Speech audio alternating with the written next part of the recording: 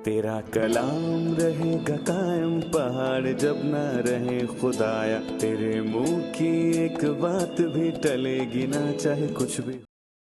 अजीज नाजरीन, मैं अयाद ज़रीफ आप तमाम देखने वालों को हमारे रोज़ के बाइबली मुतालियाती प्रोग्राम की नई किस्त में खुशामदीद कहता हूँ।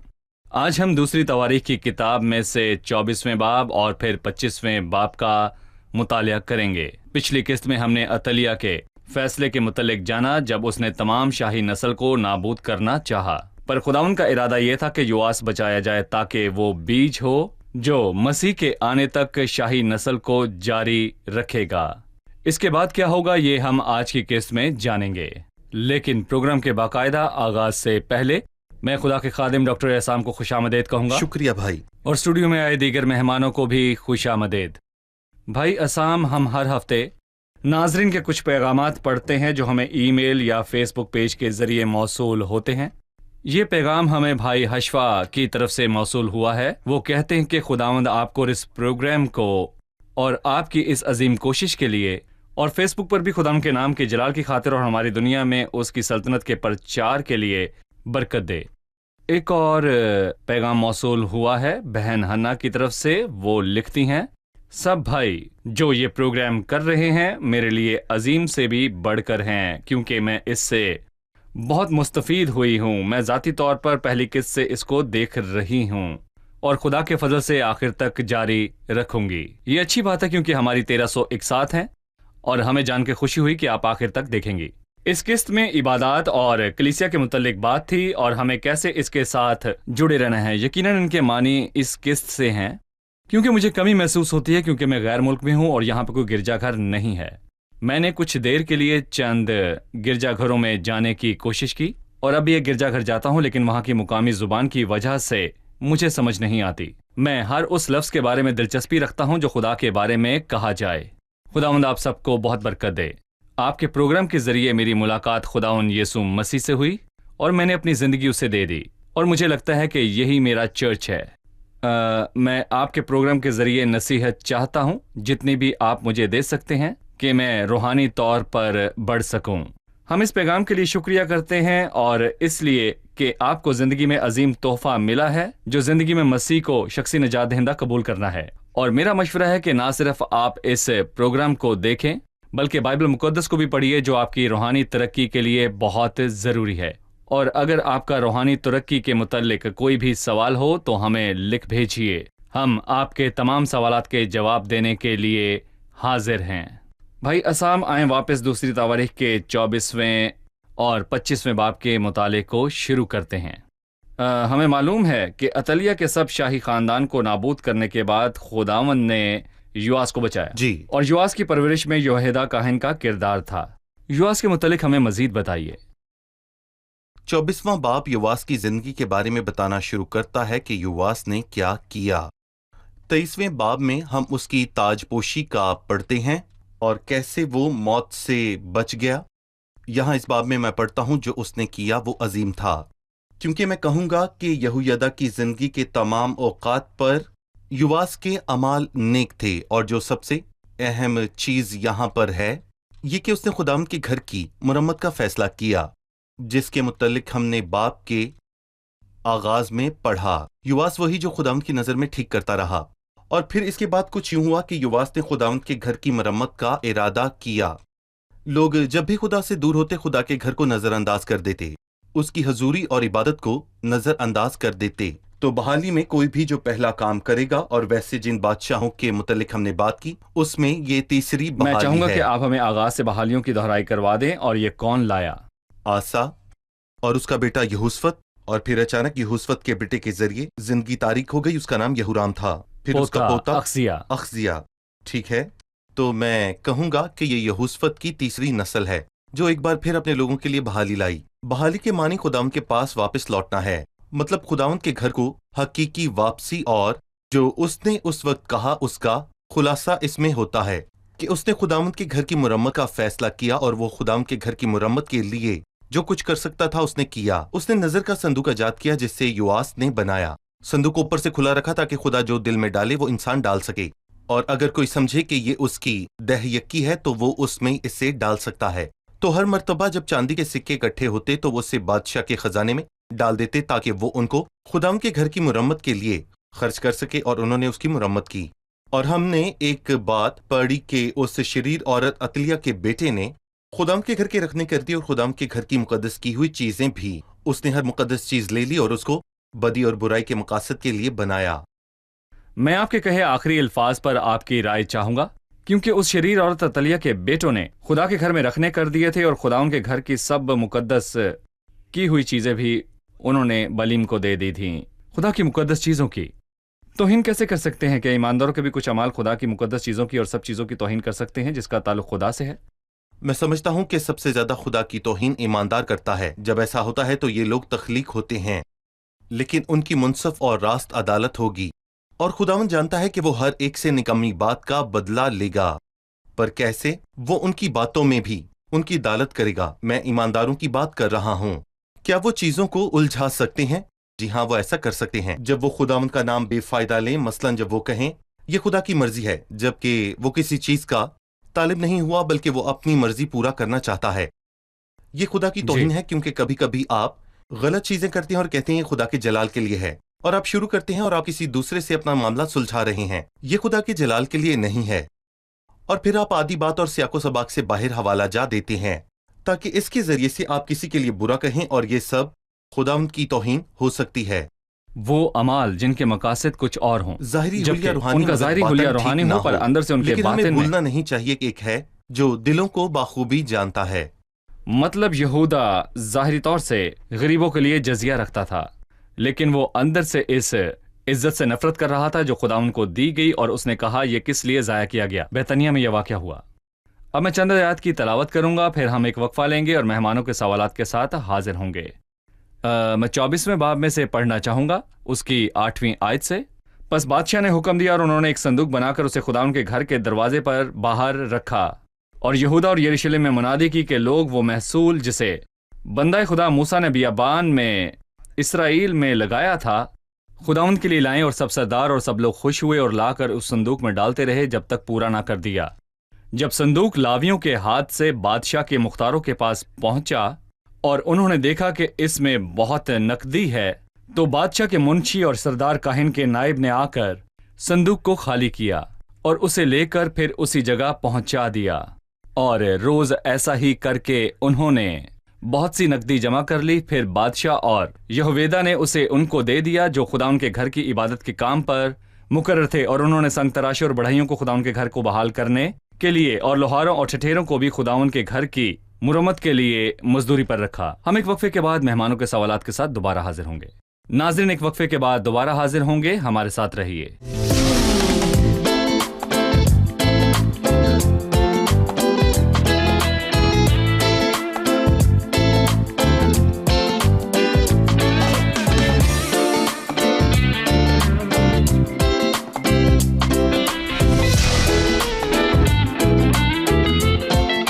خوش آمدید۔ آئیے بڑھتے ہیں مہمانوں کی جانب اور جانتے ہیں ان کا سوال۔ میرا آپ سے سوال ہے، یواس نے چاندی کی اتنی دولت کیوں جمع کی، اور ہمارے دور میں کیا ہم اس عمل سے کچھ سیکھ سکتے ہیں؟ چاندی کے اتنے سکے کیوں جمع کیے گئے اور ہم اس سے کیا سیکھ سکتے ہیں؟ اتنی چاندی کیوں، اور یواس نے خود اسے اکٹھا کیوں کیا جبکہ لاویوں اور کاہنوں کی ذمہ داری تھی کہ وہ ان کو جمع کریں؟ اتنی چاندی اس لیے جمع کی گئی کیونکہ بہت سا کام درکار تھا۔ گھر تباہ ہو چکا تھا اور مرمت کے لیے بہت سا کام درکار تھا۔ گھر کو مرمت اور بہت سے کام کی ضرورت تھی اور بہت خرچہ آنا تھا۔ کاہنوں اور لاویوں کی جگہ پر یواس کیوں؟ کیونکہ وہ وفادار نہیں تھے، اور ہم دیکھ سکتے ہیں کہ خداوند کے گھر کے کام کے لیے بہت سے خرچے کی ضرورت تھی، اور ایماندار لوگوں کی بھی، تاکہ وہ اس پر خرچ کریں۔ کوئی ماہر مالیات نہیں کہ وہ کاروباری آدمی ہے، وہ جانتا ہے کام کیسے کروانا ہے، نہیں، اس کا دیندار ہونا سب سے اہم تھا۔ قابلیت اس کے بعد آتی ہے، کوئی مسئلہ نہیں، اور سب سے اہم یہ کہ خداوند کا خوف ہو۔ اور آج ہم یہ سیکھتے ہیں کہ خداوند کے کام میں سخی ہو، جو خداوند کی دولت کا ذمہ دار ہو، اور وہ سچ میں ایک ایماندار شخص ہو۔ پھر اس کے بعد وہ 11ویں آیت میں کہتا ہے، جب صندوق لاویوں کے ہاتھ سے بادشاہ کے مختاروں کے پاس پہنچا تو انہوں نے دیکھا کہ اس میں بہت نقدی ہے، تو بادشاہ کے منشی اور سردار کاہن کے نائب نے آ کر صندوق کو خالی کیا۔ تو وہاں 2 منشی نائب ہیں۔ یہ اہم کیوں ہے کہ 2 معاشی نائب ہوں جب کلیسیا کے माल की बात आती है तो रूहानी ढांचे में भी एक शख्स के माल पर जिम्मेदार होने के क्या असरात हैं? बाइबल कहती है कि 2 या 3 गवाहों की जुबान से हर एक बात साबित हो जाएगी। ये किसी को कम समझने के लिए नहीं है, पर सादा बात यह है कि जब मैं अकेला किसी चीज को एक पहलू से देखता हूं तो मुमकिन है कि मैं सारी तफसील को छोड़ दूं, पर अगर हम 2 होंगे तो बेहतर काम होगा। 2 की गवाही बेहतर है, लेकिन अच्छा है कि वो 3 हों। ये शकूक निकाल देता है। और साथ ही इस दुनिया में जिसमें आज हम रह रहे हैं, ये तमाम शकों को निकाल देता है। मुझे अच्छी तरह याद है कि पहले गिरजे में काम थोड़ा था, पर वहां 7 डीकन थे जो माली मामलात का ध्यान रख रहे थे। भाई असाम, हम जानते हैं कि यहोवेदा काहिन हमेशा से योआस का सबसे बड़ा सहारा था। उन्होंने उसे अतलिया से बचाया जब तक कि शुरू में सल्तनत करने में मदद ना की। लेकिन 15वीं आयत में लिखा है, लेकिन यहोवेदा ने बुढ़ा और उम्र रसीदा होकर वफात पाई, और जब वो मरा तो 130 बरस का था, और उन्होंने उसे दाऊद के शहर में बादशाहों के साथ दफन किया, क्योंकि उसने इसराइल में और खुदा और उसके घर की खातिर नेकी की थी। यहोवेदा की वफात के बाद योआस को क्या हुआ? ये बहरान उन सब के लिए है जिनका रिश्ता खुदा के साथ किसी इंसान, रहनुमा या राहबर के जरिए है, और खुदावंद उन लोगों को रास्ते में इसलिए रखता है ताकि वो हमें उसके पास ले आएं और हम खुदा के साथ चलते रहें। उनके साथ नहीं रहे। उनके साथ ना रहें, बल्कि हुआ ये कि यहोयदा उनके जरिए खुदावंद की पैरवी कर रहा था। वो अपने बेटे को बता और सिखा रहा था। मेरे बेटे, बाइबल फरमाती है, बहुत इज्जतदार आदमी, पर वो वफात पा गया। यही मसला है, इंसान फानी है, हमें दिल पर नहीं लगना चाहिए। और जब ऐसा हुआ तो बहुत अजीब तरीके से सब कुछ ही तब्दील हो गया। मसलन 19वीं आयत सुनिए, यहाँ लिखा है, और वो खुदावंद अपने बाप दादा के घर को छोड़कर यसीरतों और बुतों की परस्तिश करने लगा, और उनकी खता के सबब से यहूदा और यरूशलेम पर गजब नाजिल हुआ। वो खुदा की राह से मुड़ गया।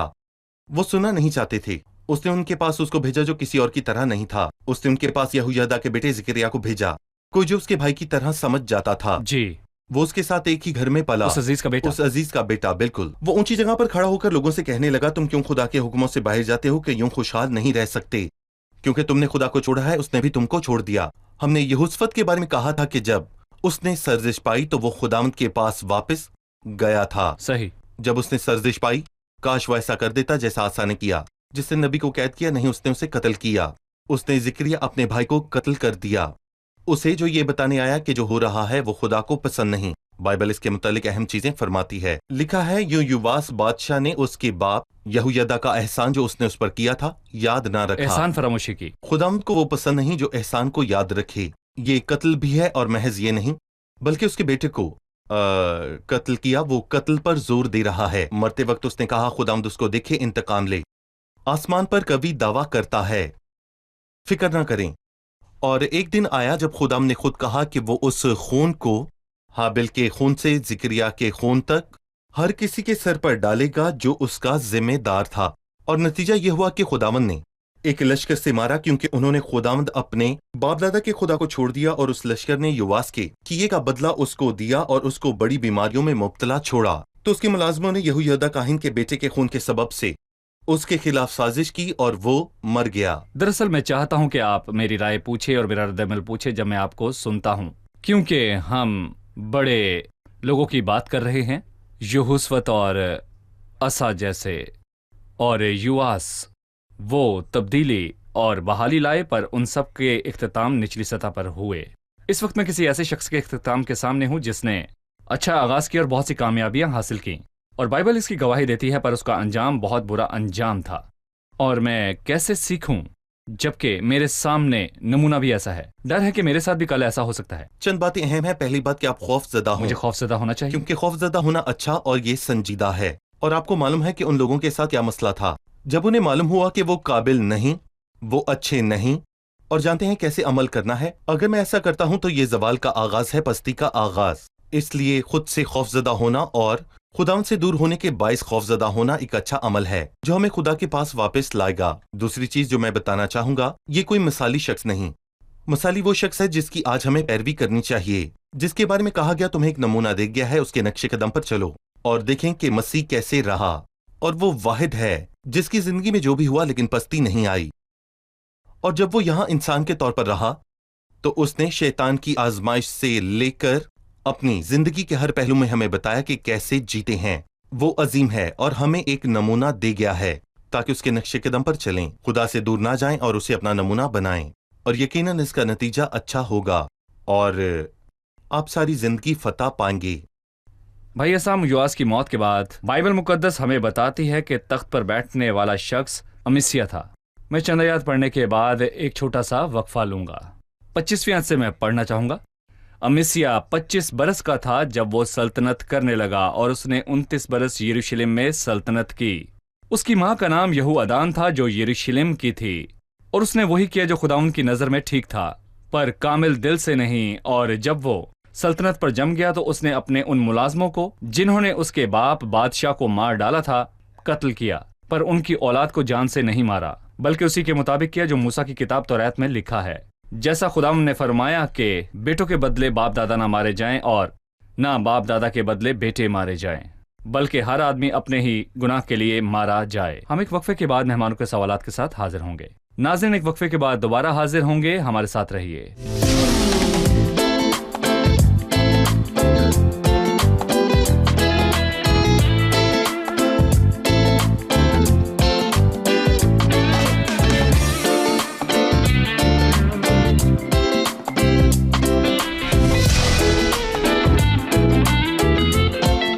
खुशामदीद। आइए चलते हैं मेहमानों की जानिब और जानते हैं उनका सवाल।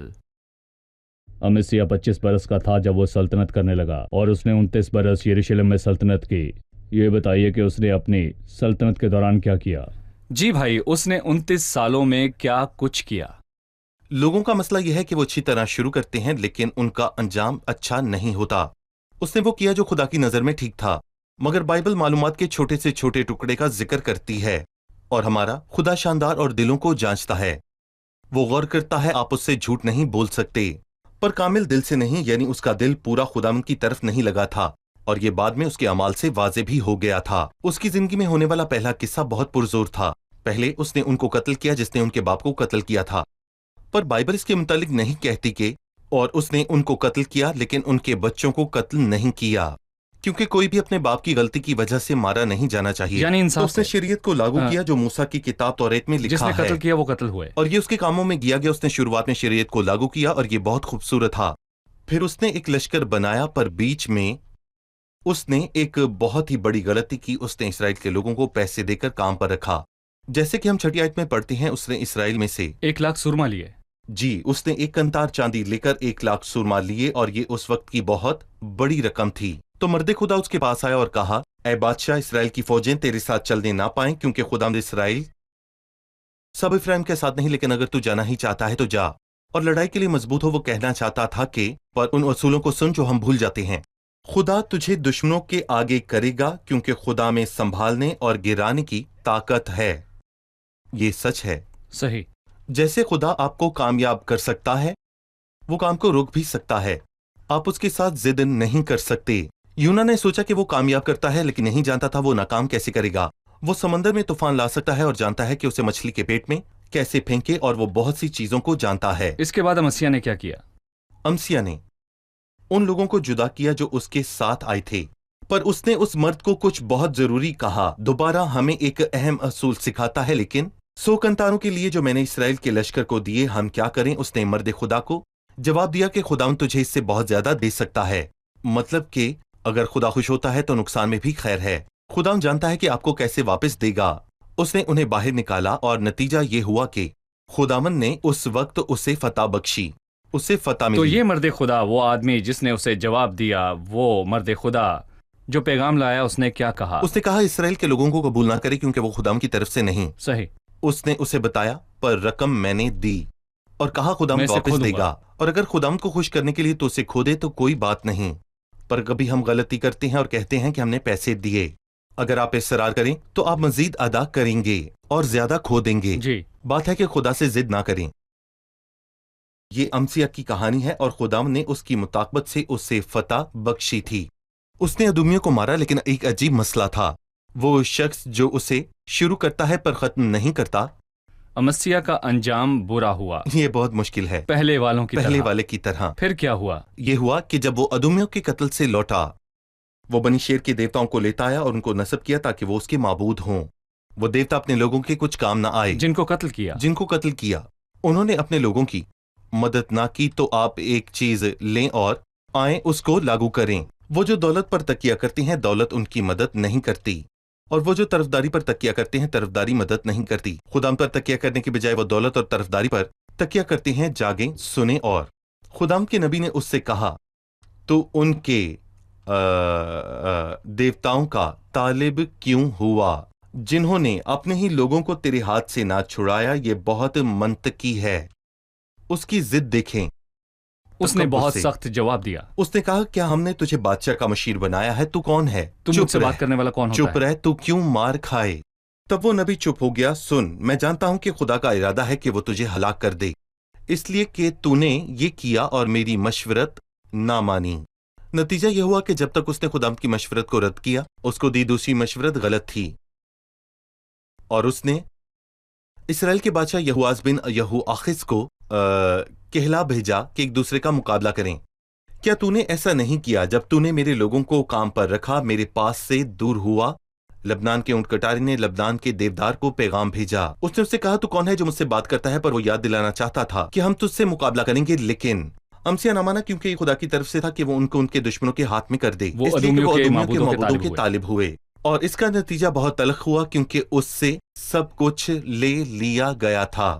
और जब से वो खुदा की राह से फिरा, इसके बाद 15 साल तक अमजिया आजिजी से रहा, क्योंकि वो खुदा की राह से फिरा और यरूशलेम के लोगों के खिलाफ साजिश की। वो लक्स को भाग गया, पर उन्होंने लक्स में उसके पीछे लोगों को भेजकर उसे कत्ल किया, और वो उसे घोड़ों पर ले आए और यहूदा के तो ये शहर एक में और के दफन लिए किया। बुरा अंजाम था जिसने अच्छा आगाज किया था। जी, अब हम इस पर रुके हैं कि तकब्बुर की वजह से, और तकब्बुर तकब्बुर। हमेशा मसला है, इंसान के दिल का मसला हम है। अमिसिया पर रुके हैं। मैं चाहता हूं कि हमारे नाजरीन बाद में हमारे साथ इस मुताले को समझ सकें, इसलिए हमें बताएं कि शाही सिलसिला किससे शुरू हुआ, अमिसिया पर खत्म हुआ, और हमने कितने नबी देखे? हमने जरा जनूबी तफसील से सल्तनत बताइए। यहूदा की सल्तनत के मुतल्लिक यहाँ पर बात की।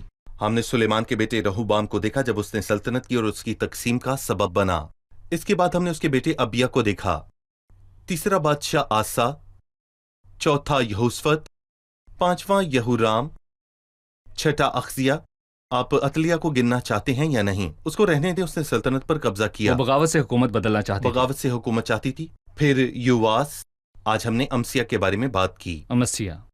बहुत शुक्रिया भाई असाम। मैं ये जानने का आरजूमंद हूँ कि इसके बाद क्या हुआ, और ये हम अगली किस्त में जानेंगे। फजल अब से। देखते हैं कि मेहमानों ने आज क्या सीखा। हम युवास बादशाह की जिंदगी से क्या सीख सकते हैं?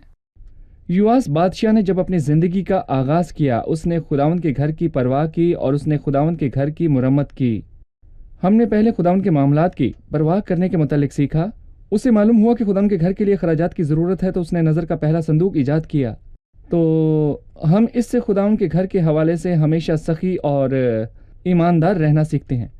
हम ये भी सीखते हैं कि खुदावन के साथ हमारा रिश्ता महज किसी रहबर या रहनुमा के ज़रिए से नहीं होना चाहिए, क्योंकि इंसान फ़ानी है। हमारा उसके साथ ज़ाती रिश्ता होना चाहिए। और सब बादशाहों की ज़िंदगी से हम सीखते हैं कि जिस लम्हे मैं महसूस करता हूँ खुदावन से दूर होकर मैं खुद से रह सकता हूँ, तो ये ज़वाल का आगाज़ है। मुझे खुदावन के करीब जाना है। यकीनन युवास ने बहुत से चांदी के सिक्के इकट्ठे किए। हम जानना चाहते हैं कि उसने दौलत क्यों इकट्ठी की, और खासकर संदूक का 2 लोगों के खाली करने का मामले से हम क्या सबक हासिल कर सकते हैं, ये बताइए। उसने दौलत को हैकल की मुरम्मत के लिए जमा किया और उसने बहुत सा माल इकट्ठा किया क्योंकि उसको बहुत काम दरकार था। हम इससे सीखते हैं कि खुदावंद के काम को सखावत और ईमानदारी की ज़रूरत है, और ये कि ईमानदारी रूहानी सलाहियत से आती है। हमने ये भी समझा कि माली मामलात में 2 लोगों की ज़रूरत है, क्योंकि बाइबल ने भी कहा कि जब 2 लोगों की गवाही हो तो वो मानी जाती है, ताकि शक नज़रअंदाज हो और चीज़ें ईमानदारी से हों। शुक्रिया, खुदा आपको बरकत दे। भाई आपका भी बहुत शुक्रिया। शुक्रिया। अगले प्रोग्राम में खुदा आपसे आपको दोबारा बरकत दे। मुलाकात होगी। अजीज नाजरीन, युवास की हालत यहोवेदा काहिन की वफात के बाद पस्त होती गई। यहोवेदा काहिन युवास बादशाह का रूहानी सहारा था, और जैसा हमें मालूम है कि बहुत से लोग बड़े लीडर्स और सलाहकारों के जरिए खुदावंद की इबादत करते हैं, पर बाइबली नजरिया यह है कि आप बराह रास्त खुदा के साथ ताल्लुक में दाखिल हों, किसी दरमियानी के जरिए नहीं, क्योंकि जब वो दरमियानी चला जाएगा और आप उसके साथ जुड़े हैं तो आपकी रूहानी जिंदगी का जवाल होगा, लेकिन खुदा के साथ आपका रिश्ता कभी नहीं टूटेगा। अजीजों, अगर आप खुदा के साथ बराह रास्त जुड़े हुए हैं तो वो आपको कभी नहीं छोड़ेगा। इसलिए मेरा आपको मशवरा है کہ کلام کے ذریعے براہ راست ذاتی تعلق پر مبنی خدا کے ساتھ تعلق کو قائم کریں. صلاحکاروں اور رہنماؤں کا کیا؟ ان کی زندگی کے انجام پر غور کریں. عزیزو، ہم رہنماؤں کو مثال کے طور پر لے سکتے ہیں. جی ہاں، ہم ان کی زندگیوں سے سیکھ سکتے ہیں، لیکن وہ ہمیں خدا کے ساتھ جوڑنے کا واحد راستہ نہ ہو. خدا کے ساتھ آپ کا تعلق براہ راست ہو، کیونکہ خدا کے پاس خاندان ہے جہاں خدا کے بچے ہیں. آپ خدا کے بچے ہیں. اپنا تعلق اس سے بحال کریں. روح القدس کے ذریعے اپنے آسمانی باپ سے براہ راست بات کریں. آج کا سوال: شاہ یہودا امیسیہ کی زندگی میں کون سے مثبت اور منفی نکات تھے؟ شاہ یہودا امیسیہ کی زندگی میں کون سے مثبت اور منفی نکات تھے؟ اگلے پروگرام میں آپ سے پھر ملاقات ہوگی. خدا آپ کو برکت دے. انت مش افكار جميلة او حماسة للشباب او كلام بيدوب ويدبل في مواجهة الصعاب. انت مش افكار جميلة او حماسة للشباب او كلام بيدوب ويدبل في مواجهة الصعاب. انت اقوى، انت اعظم، انت حي، انت تقدر، انت صخرة، انت ملجأ، انت فوق حد التصور. انت اقوى، انت اعظم، انت حي، انت تقدر، انت صخرة، انت ملجأ، انت فوق حد التصور. تیرا کلام رہے گا قائم پہاڑ جب نہ رہے خدایا. تیرے منہ کی ایک بات بھی ٹلے گی نہ چاہے کچھ بھی ہو.